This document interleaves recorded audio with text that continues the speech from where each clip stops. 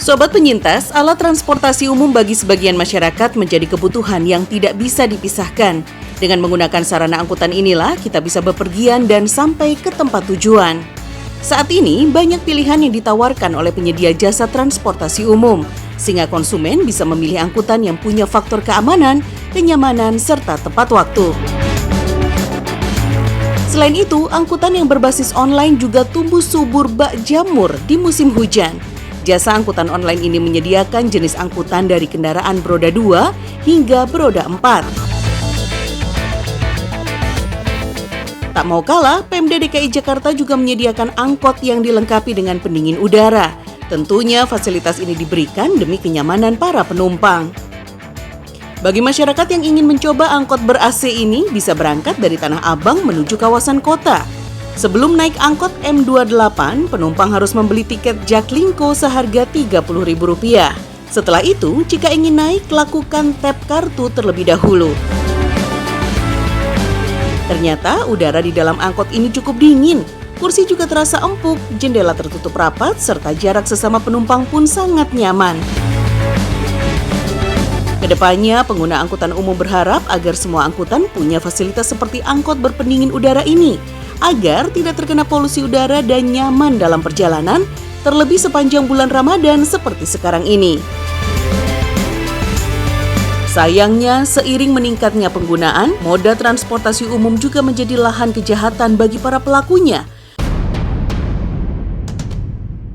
Sungguh malang kejadian yang menimpa Risma beserta anaknya yang masih balita. Keduanya menjadi korban penyanderaan pelaku kejahatan di dalam angkot pada April 2017 silam. Keduanya saat itu hendak bepergian menggunakan angkot T25 jurusan Pondokopi menuju Rawamangun. Tapi pas penodongan itu ya, tapi sebelum penyanderaan ya, pas penodongan emang masih di sini, belum di leher. Jadi yang awal ditodong tuh saya duluan, Risma karena ya? posisi pelaku kan ada di samping kanan saya. Penumpang di dalam angkot saat itu hanya 4 orang saja. Risma beserta anaknya duduk di pojok bagian belakang angkot. Sedangkan Hermawan berada di sisi sebelah kanan Risma, sehingga Risma terpojok dan tidak bisa menyelamatkan diri. Jadi mereka masuk angkot terus minta sesuatu gitu? Iya. Dan Anda dulu yang kena? Iya, karena posisi dia naik itu kan langsung di posisi kanan saya, mepet. Situasi yang tidak terkendali serta ancaman dari pelaku membuat keadaan semakin mencekam. Risma berusaha tenang sambil terus melindungi anaknya yang saat itu masih berusia 2 tahun. Dalam hati sih takut banget, takut, bener-bener takut. Tapi mau gimana ya, pisau udah di leher, pasrah aja. Pelaku semakin kalap dan menodongkan senjata tajamnya ke arah Risma. Terlintas perasaan khawatir di dalam benaknya. Ia pun sudah siap jika situasi semakin memburuk. Iya, sebelum Pak Polisi datang, saya udah selintas kayak gitu. Pokoknya hari ini saya mati. Risma berpikir jiwanya tidak akan selamat dari ancaman pelaku Hermawan. Ia hanya bisa terus mendekat dan melindungi anaknya agar tidak terkena tusukan pisau pelaku. Anak masih kecil, udah ngalamin hal kayak gini.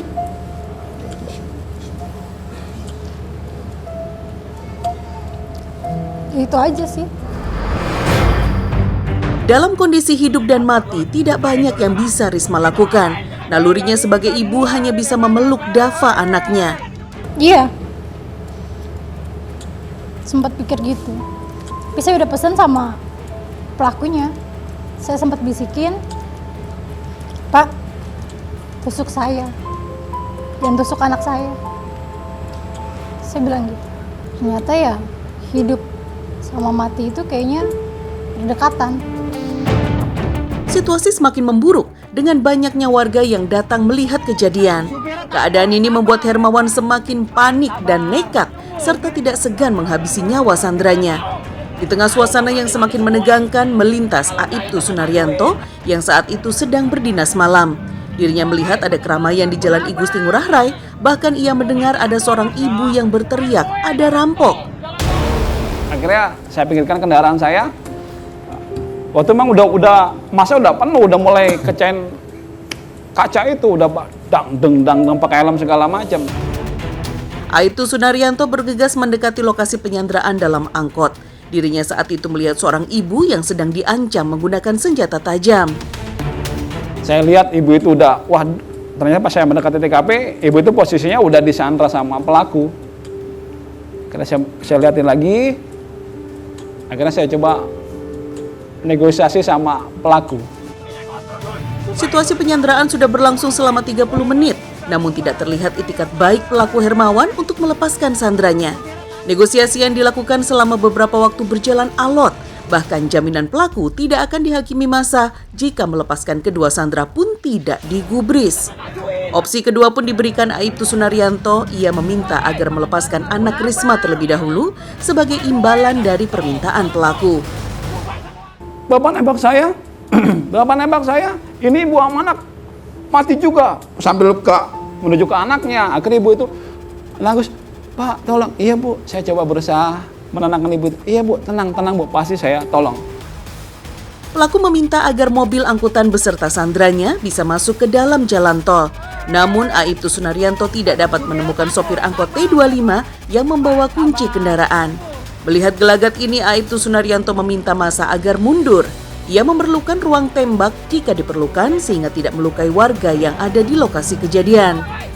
Saya mau melumpuhkan bahu kanan atas, terlalu dekat sama ibu, kepala ibu kan posisi dirangkul. Betul. Posisi ibu tuh kiri dirangkul, tangan pesnya di sini. Terus saya lihat kliennya yang paling longgar ya sebelah kanan, agak menjauh dari kepala ibunya. Resiko tembakan dari polisi bisa saja tidak tepat sasaran ke arah pelaku, malah dapat membahayakan korban Sandra, Risma, dan anaknya. Namun tidak ada pilihan pertolongan lagi yang bisa diambil Risma. Ia pun pasrah dengan keadaan yang paling buruk. Karena emang jaraknya ya, pelaku sama saya deket banget. Bahunya juga, tangannya juga kan. Saya ngelirik pun juga deket banget. Dan saya siap saat itu kalau emang Bapak salah tembak ya. Sambil terus memperhatikan keselamatan Sandra, Aibtu Sunaryanto berusaha mengalihkan perhatian pelaku. Ia merasa khawatir bila tembakannya salah sasaran dan malah mengenai korban. Tidak berapa lama, sikut pelaku yang dipakai memeluk Sandra sedikit turun dan terbuka. Kesempatan ini tidak disia-siakan Aibtu Sunaryanto. Timah panas pun melesat dari ujung senjatanya. Pas denger tembakan, saya langsung geletak di tengah gitu kan. Karena suara pistolnya tuh langsung berdengung banget di kuping. Karena deket banget gitu ya. Anda Keras. sempat berpikir ini apa yang terjadi, ini Iya. atau enggak gitu? Saya mikir langsung ngegeletak, terus kayak setengah pingsan, setengah sadar soalnya bayangan semua gelap. Dan saya juga nggak tahu anak saya masih digendongan atau enggak tuh, saya nggak tahu di situ. Dengan cepat Aibtu Sunaryanto berusaha menjauhkan pelaku dan melindungi Risma berikut anaknya. Keadaan waktu itu menjadi gelap karena massa yang juga ikut membantu mengamankan pelaku dan korban. Posisi sampai saya terlungkup, ibu ini di bawah saya. Pertama saya mengamankan, ya berusaha menggapai tangan si pelaku. Terus saya juga berusaha supaya ibu ini, mungkin kalau pelaku ini masih berbuat, saya juga mengamankan ibu ini. Ibu ini di bawah saya persis. Setelah hampir 30 menit serta keadaan yang genting, akhirnya drama penyanderaan itu berhasil diamankan. Namun sayang, anak Risma yang bernama Dava terkena tusukan pisau pelaku. Saya juga nggak tahu ya, karena posisi anak saya juga diem aja. Kena tusuknya juga saya pas tahu pas di rumah sakit aja. Kok tangan saya banyak darah, tapi saya nggak ngerasa sakit. Ya, ternyata pas kata dokter, anak ibu kena tusuk. Dalam kan enggak? Lumayan sih, tapi katanya dokter 4 cm lagi kena paru-paru. Setelah kejadian, Risma dan anaknya langsung dibawa ke Rumah Sakit Islam Pondokopi untuk mendapatkan pertolongan. Rasa syukur dan terima kasih tak henti ia ucapkan kepada para penolongnya. Sedangkan tersangka Hermawan hanya bisa meringis kesakitan akibat luka tembakan serta ancaman hukuman di belakang jeruji besi. Penghargaan pun diberikan Kapolda kepada Aibtu Sunaryanto karena kesabarannya bernegosiasi serta mengambil langkah yang tepat untuk melumpuhkan tersangka.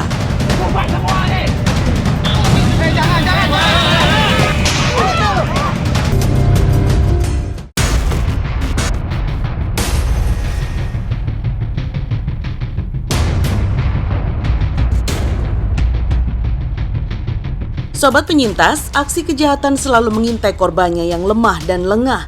Bahkan beberapa waktu lalu marak aksi begal yang menghantui masyarakat umum, terutama saat bulan Ramadan. Biasanya banyak pelaku kriminal yang memanfaatkan momen yang suci ini dengan kejahatan.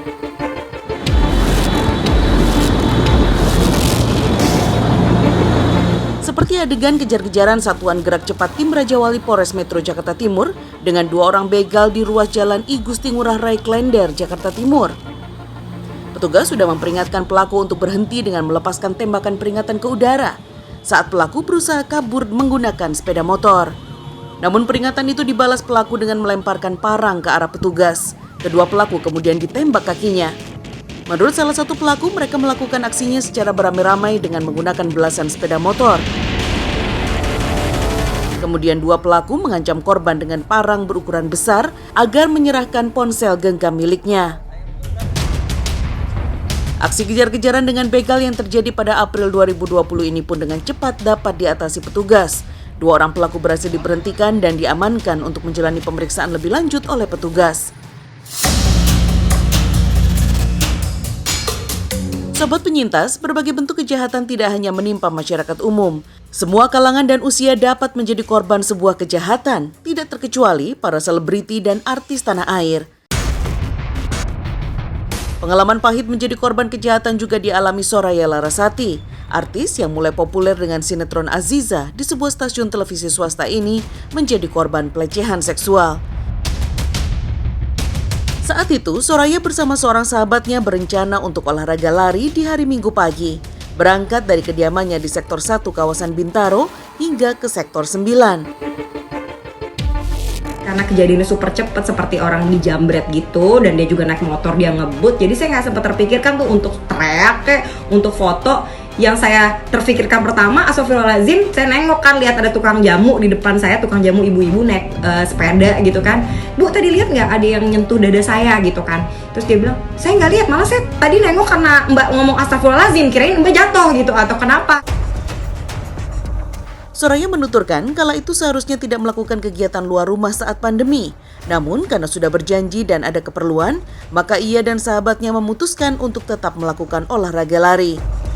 Di sini sebenarnya saya memang dari awal tidak berlari sendiri dan memang sebaiknya memang tidak keluar rumah. Cuman kan karena memang saya ada kebutuhan harus pergi ke pasar tradisional dan memang sudah berjanji sama suami bertemu, ya udah saya melakukan ini. Toh juga dengan social distancing yang memang sudah kita terapkan dari awal gitu loh. Jadi nggak berkerumun dan juga berjaga jarak sama teman saya juga.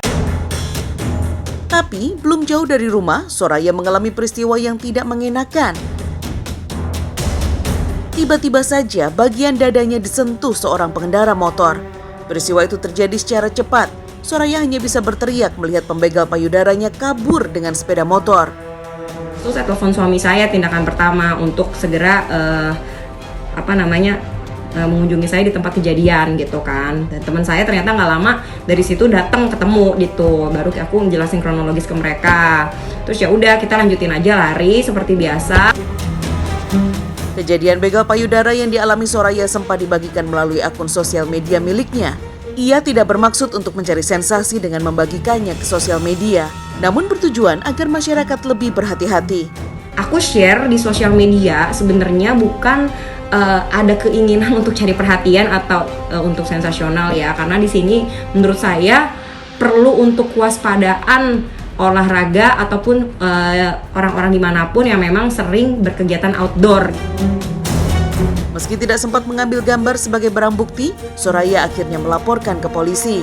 Ia berharap kejadian seperti ini tidak menimpa orang lain yang melakukan aktivitas olahraga di luar ruangan. Sudah saya lakukan adalah saya sudah melapor juga ke polsek setempat. Kebetulan tadi orangnya juga sudah datang ke rumah. Kita berbicara, menceritakan kronologis, dan mereka juga sudah mengecek ke lokasi kejadian. Mudah-mudahan walaupun buktinya kurang kuat, tapi mereka jadi lebih waspada lagi atau memasang CCTV di sekitar situ. Sepak terjang para pelaku begal selalu mengincar korbannya yang terlihat hanya seorang diri. Situasi seperti inilah yang dimanfaatkan pelaku untuk melakukan aksi kriminalnya. Seperti pengalaman pahit yang dialami artis senior Anjasmara pada Oktober 2020. Saat itu, ia sedang bersepeda di kawasan Jalan Jenderal Sudirman, Jakarta. Meski usianya sudah memasuki kepala 4, pemilik nama Anjasmara Prasetya ini selalu menjaga kebugaran tubuhnya dengan berolahraga. Namun saat Anjasmara tengah asik melintas di depan Unika Atmajaya, tiba-tiba dari arah belakang datang sepeda motor berwarna putih mendekat. Karena dirinya bersepeda dengan agak perlahan, motor itu langsung mepet ke arah Anjasmara dan berusaha meraih handphone yang ada di saku belakang celananya. Sebelah kanan gitu, terus udah gitu megang baju gue, ngapain baju gue gitu. Astaga, kayaknya mau ngambil handphone kak. Tidak tinggal diam, Anjasmara mencoba melawan dengan memukul pelaku. Ia pun merasakan pukulan yang ia lontarkan mengenai tubuh salah seorang penjamret. Ada kayak ngambil handphone, gue pukul aja gitu. Tapi pas gini gue bilang, ya biarin jatuh aja deh, gue gebuk aja. Wah, kayaknya sih pas gue mukul gini, kayaknya dia kena, terus gue melintir gitu. Pukulan yang dilayangkan Anjasmara ke arah pelaku membuatnya hilang keseimbangan. Ia terjatuh dan terseret hingga sejauh 3 meter. Suami Diani Tami ini mengalami cedera di bagian pundak. Baju di bagian bahu sebelah kiri dan pinggang sobek, serta helm yang digunakannya pun pecah. Pasca kejadian, ia menjalani terapi pemulihan melalui pengobatan tradisional dengan nama Traditional Chinese Medicine seperti yang ia unggah di halaman Instagramnya. Beruntung dirinya selamat dari aksi jambret itu. Selain itu, tidak ada satupun barang berharga miliknya yang berhasil dibawa kawanan begal.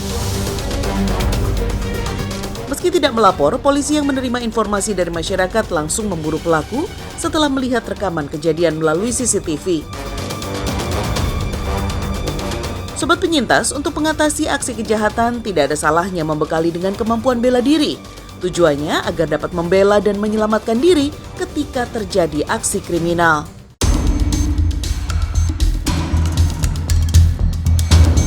Dua orang santri asal Pamekasan Madura yang menjadi korban pembegalan, Muhammad Irfan Bahri dan Ahmad Rofiki, menerima piagam penghargaan dari Kepolisian Resor Metro Kota Bekasi. Keberanian keduanya melawan penjahat dinilai dapat menginspirasi masyarakat dan kepolisian untuk menumpas kejahatan jalanan. Pada bulan Juni 2018 lalu, keduanya sedang asyik menikmati pemandangan di atas jembatan Sumarekon, Bekasi. Tak berselang lama, datang dua orang laki-laki mengendarai sepeda motor. Habis itu saya didatengin dua orang laki-laki pakai beat warna putih, terus tiba-tiba dia mengeluarkan celurit lalu menodongkan celuritnya kepada teman saya. Kejadian yang sangat cepat itu membuat teman Irfan langsung menyerahkan ponselnya karena takut. Belum puas, para pembegal ini lalu menghampiri Irfan dengan senjata tajam diarahkan kepadanya. Habis itu saya nggak kasih handphone saya. Habis itu dia nyerang saya pas di kena punggung sama tangan. Merasa keselamatan jiwanya terancam, Irfan membalas serangan pembegal. Dengan kemampuan bela diri yang dimilikinya, berhasil menjatuhkan si pembegal. Waktu itu saya sudah terancam karena dia sudah menyerang saya. Ya sehabis itu saya refleks aja buat bela diri saya. Pembelaan diri ini mengakibatkan luka di bagian tangan dan pipi bagian kiri Irfan. Namun ia tidak tinggal diam dan berhasil merebut senjata tajam milik pelaku. Keadaan berbalik. Kedua begal berusaha menyerang, Irfan pun membela diri dengan menyabetkan senjata tajam di genggamannya sehingga melukai salah satu orang begal. Awal mulanya saya nggak nyangka kalau dia itu sampai tewas. Saya tahunya sudah keesokan harinya tahu dari Pak Polisi bahwa begal itu sudah tewas. Salah satu begal tewas karena perlawanan Irfan untuk menyelamatkan jiwa dan hartanya. Dirinya tidak merasa ada niat untuk menghilangkan nyawa si pelaku. Ya saya agak menyesal sih, tapi niat saya nggak sedikit pun untuk membunuh dia. Cuman saya niatnya dalam diri saya itu buat bela diri saya aja. Nggak niat ngebunuh dia atau apapun itu. Soalnya di pondok saya nggak diajarin untuk membunuh orang. Saya diajarin untuk rendah hati tapi punya harga diri. Sobat penyintas, memiliki ilmu bela diri bukan untuk aksi sok jagoan dan pamer kehebatan. Pada dasarnya, bela diri merupakan aksi untuk menghindar. Setelah diserang dan mengalami ancaman, baru dapat mempertahankan diri. Itu pun dilakukan dengan perhitungan apakah lawan memiliki kemampuan yang lemah. Apabila jumlah lawan lebih banyak dan memakai senjata tajam, sebaiknya menyelamatkan diri terlebih dahulu dan segera meminta bantuan petugas keamanan terdekat.